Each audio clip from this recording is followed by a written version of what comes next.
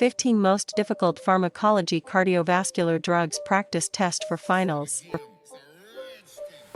Question 1. Carlton is 66 years old. He has coronary artery disease and takes aspirin 81 mg daily. He develops a stomach ulcer. His gastroenterologist tells him to stop aspirin. Carlton's cardiologist says to continue aspirin. What is the best approach? Option A. Stop aspirin permanently. Option B. Continue aspirin and add a PPI like omeprazole. Option C. Switch aspirin to clopidogrel. Option D. Stop aspirin for 1 month and restart. The correct answer is option B. Continue aspirin and add a PPI like omeprazole.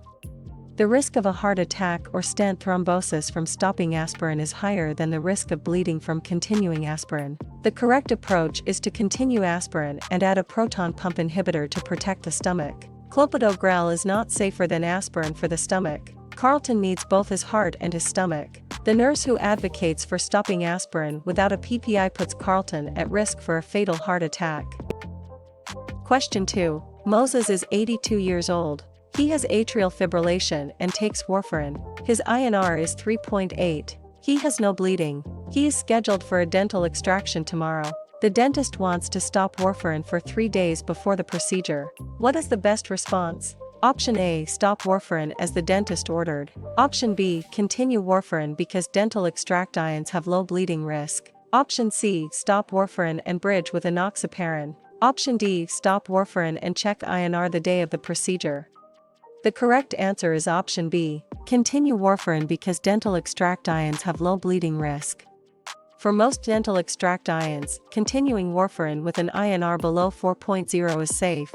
The bleeding risk is low. The risk of stroke from stopping warfarin is high. Moses's INR of 3.8 is acceptable for a simple extraction. The dentist is being overly cautious. The nurse should contact the dentist and cardiologist to develop a plan. Moses should not stop his warfarin. He may need local hemostatic measures but not drug interruption.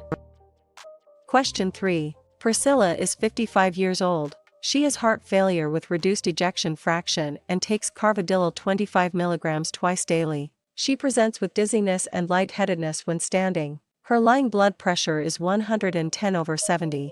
Her standing blood pressure is 80/50. Her heart rate is 60. What is the most likely cause? Option A. Carvedilol caused orthostatic hypotension. Option B. Priscilla is dehydrated. Option C. Priscilla has autonomic dysfunction. Option D. Priscilla has adrenal insufficiency.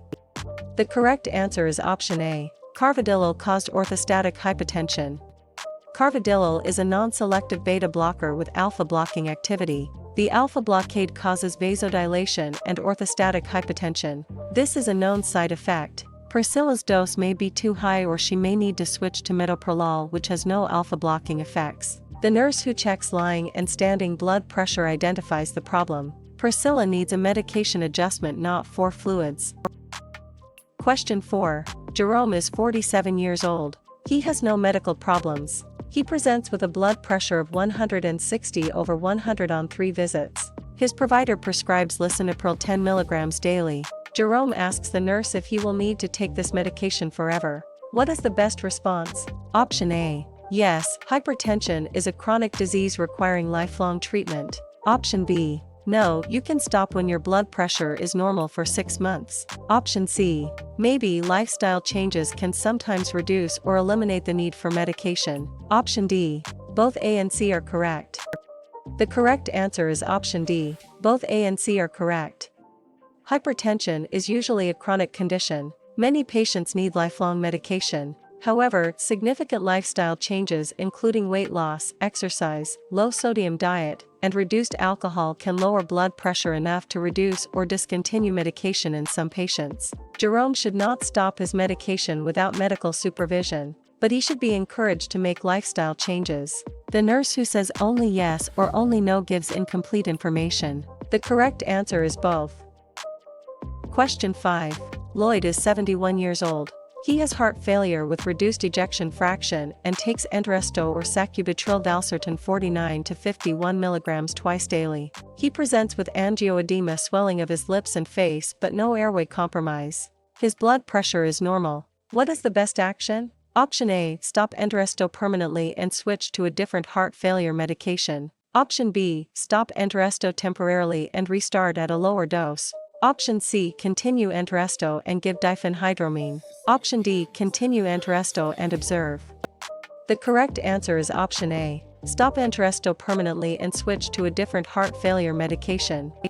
Entresto contains valsartan, which can cause angioedema like ACE inhibitors. Once angioedema occurs, the patient should never take Entresto or any ACE inhibitor or ARB again due to cross-reactivity. Lloyd needs to switch to hydralazine and isosorbide dinitrate or a different heart failure regimen. The nurse who continues Entresto or restarts it later risks fatal angioedema on the next exposure. Lloyd's lips are warning him. The nurse must listen. Question 6. Ramona is 63 years old. She has hypertension and takes amlodipine 10 mg daily. She presents with severe chronic constipation. She has tried fiber, laxatives, and enemas with minimal relief. An abdominal X-ray shows stool throughout the colon with no obstruction. What is the most likely cause? Option A, amlodipine does not cause constipation. Look for another cause. Option B, amlodipine can cause constipation, but it is rare. Option C, amlodipine causes constipation in up to 10% of patients. Option D, amlodipine causes less constipation than verapamil, but it still occurs. The correct answer is option D. Amlodipine causes less constipation than verapamil, but it still occurs. Amlodipine is a dihydropyridine calcium channel blocker. It causes less constipation than verapamil or diltiazem because it is more vascular selective. But constipation still occurs in some patients. Ramona's severe constipation may be from amlodipine. Switching to a different drug class like lisinopril or losartan may resolve her symptoms. The nurse who dismisses amlodipine as a cause misses the diagnosis. Ramona's quality of life is suffering from a medication side effect. Question 7. Sherman is 58 years old.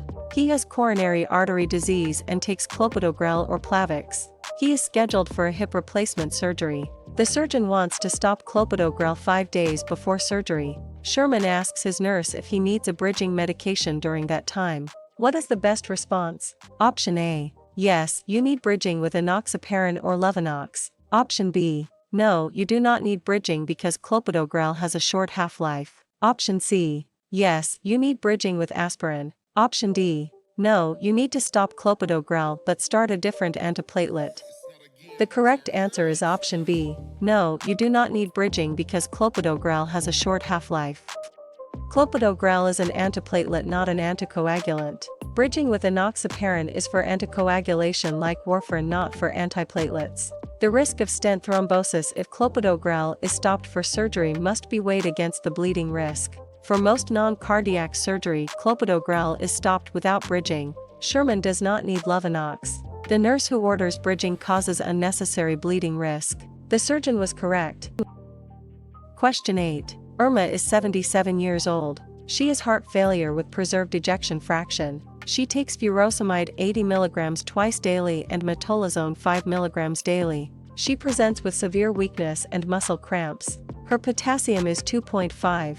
Her magnesium is 1.2. What caused Irma's severe electrolyte depletion? Option A, furosemide alone caused electrolyte depletion.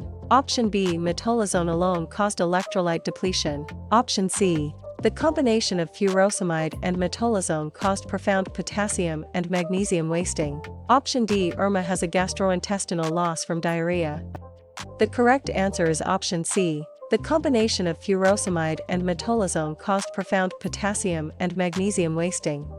Sequential nephron blockade with furosemide and metolazone causes massive diuresis and profound electrolyte losses. Irma's potassium of 2.5 and magnesium of 1.2 are dangerously low. She is at risk for torsades de pointes and cardiac arrest. She needs 4 potassium, 4 magnesium, and possibly a temporary reduction in her diuretic doses. The nurse who orders this combination without electrolyte monitoring causes harm. Irma's weakness is a warning sign. Question 9. Calvin is 52 years old. He has hypertension and takes clonidine 0.2 mg twice daily. He misses 2 doses while on a weekend trip. He presents to the emergency room with a blood pressure of 220/120, severe headache, nausea, and sweating. What is the most likely cause? Option A, Calvin has a pheochromocytoma. Option B, Calvin has a stroke. Option C. Calvin has clonidine withdrawal hypertensive crisis. Option D. Calvin has a migraine. The correct answer is option C. Calvin has clonidine withdrawal hypertensive crisis.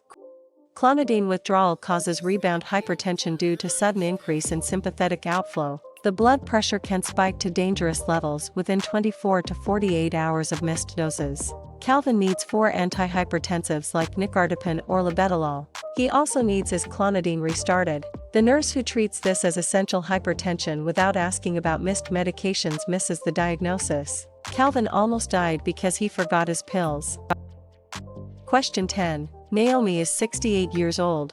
She has atrial fibrillation and takes dabigatran or Pradaxa 150 mg twice daily. She presents with acute onset of severe back pain and leg weakness. She cannot move her legs. An MRI shows spinal epidural hematoma compressing the spinal cord. She had a lumbar epidural injection for back pain 3 days ago. What is the most likely cause? Option A. Dabigatran caused spontaneous spinal bleeding. Option B. The epidural injection caused trauma that bled due to dabigatran. Option C. Naomi has a spinal tumor. Option D. Naomi has a spinal cord infarction.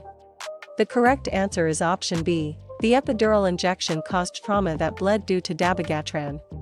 Dabigatran and other direct oral anticoagulants increase bleeding risk with neuraxial procedures like epidural injections. The recommended hold time before an epidural is at least 48 hours for dabigatran. Naomi's injection was given without stopping her anticoagulation. She now has permanent paralysis. The nurse who fails to ask about anticoagulation before an epidural causes catastrophic harm. Naomi will never walk again.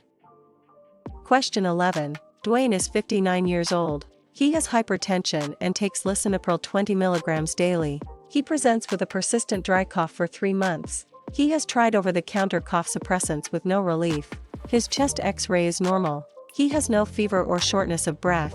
What is the best action? Option A. Continue lisinopril and add an inhaled corticosteroid. Option B. Continue lisinopril and add a leukotriene inhibitor. Option C. Stop lisinopril and switch to losartan. Option D. Stop lisinopril and switch to amlodipine.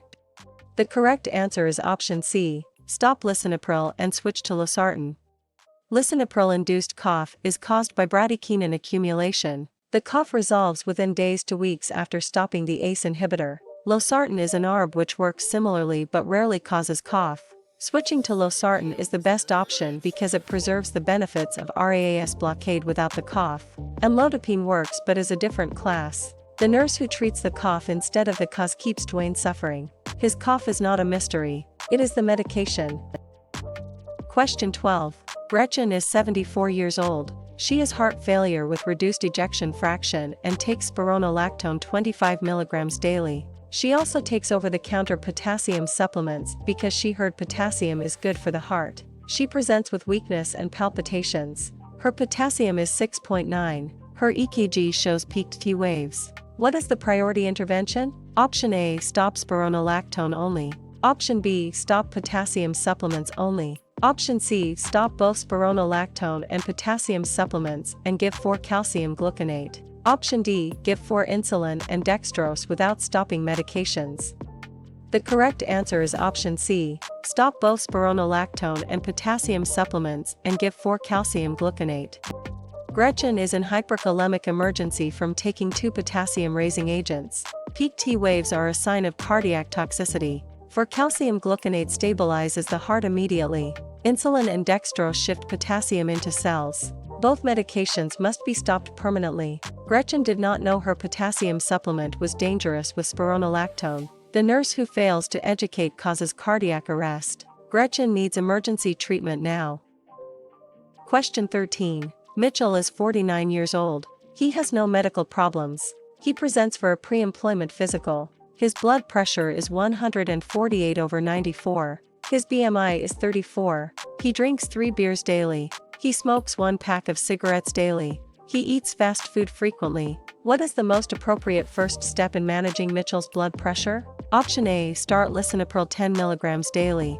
Option B. Start hydrochlorothiazide 12.5 mg daily. Option C. Recommend lifestyle changes including weight loss, exercise, diet, alcohol reduction, and smoking cessation. Option D, start amlodipine 5 mg daily. The correct answer is option C, recommend lifestyle changes including weight loss, exercise, diet, alcohol reduction, and smoking cessation. Mitchell has stage 1 hypertension with no other medical conditions and no target organ damage. The guidelines recommend lifestyle modifications as first-line treatment before starting medication. Weight loss, reduced sodium, reduced alcohol, smoking cessation, and increased exercise can lower blood pressure significantly. Mitchell does not need a pill yet. The nurse who prescribes medication without lifestyle counseling misses an opportunity. Mitchell can avoid lifelong medication if he changes his habits now. Question 14. Vanessa is 41 years old. She is 30 weeks pregnant. She has chronic hypertension and takes methyldopa 500 mg twice daily. She presents with a blood pressure of 165/105. She has no proteinuria. The provider orders 4-labetalol. Vanessa asks why she cannot just take oral methyldopa at home. What is the best response? Option A, methyldopa does not work for acute severe hypertension. Option B, 4-labetalol works faster and is safer for you and your baby. Option C, oral methyldopa takes hours to work and you need rapid blood pressure control. Option D, all of the above. The correct answer is option D, all of the above. Vanessa has severe hypertension in pregnancy which requires rapid treatment to prevent stroke and seizure. Oral methyldopa is effective for chronic management but takes hours to peak. 4-labetalol works within minutes. The baby is also at risk. The nurse explains that Vanessa needs hospital admission for medications and close monitoring. Her life and her baby's life depend on rapid blood pressure control. The oral medication at home is not enough. Question 15. Clifford is 66 years old. He has coronary artery disease and takes aspirin 81 mg daily and clopidogrel or Plavix 75 mg daily. He is scheduled for a cataract surgery. The ophthalmologist wants him to stop both medications for 7 days before surgery. What is the best response? Option A, stop both medications as ordered. Option B, stop clopidogrel but continue aspirin. Option C, continue both medications because cataract surgery has very low bleeding risk. Option D, switch aspirin to ibuprofen. The correct answer is option C, continue both medications because cataract surgery has very low bleeding risk.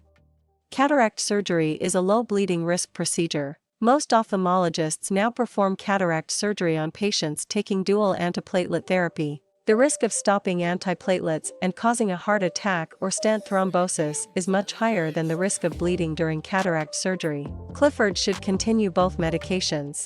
The nurse who stops them puts Clifford at risk for a fatal heart attack. The ophthalmologist is being overly cautious. The cardiologist should weigh in.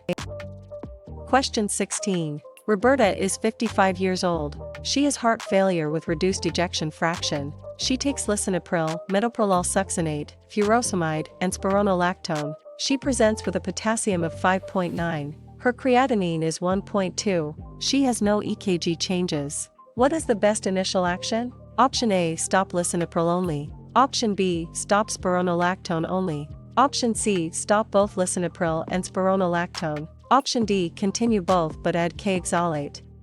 The correct answer is option C, stop both lisinopril and spironolactone. Lisinopril and spironolactone both raise potassium. A potassium of 5.9 requires stopping both temporarily. Stopping only one leaves the other continuing to raise potassium. After potassium normalizes, one drug can be restarted at a lower dose. The nurse who stops only spironolactone leaves Roberta on lisinopril which will keep her potassium elevated. Both drugs are the problem. Both must be held.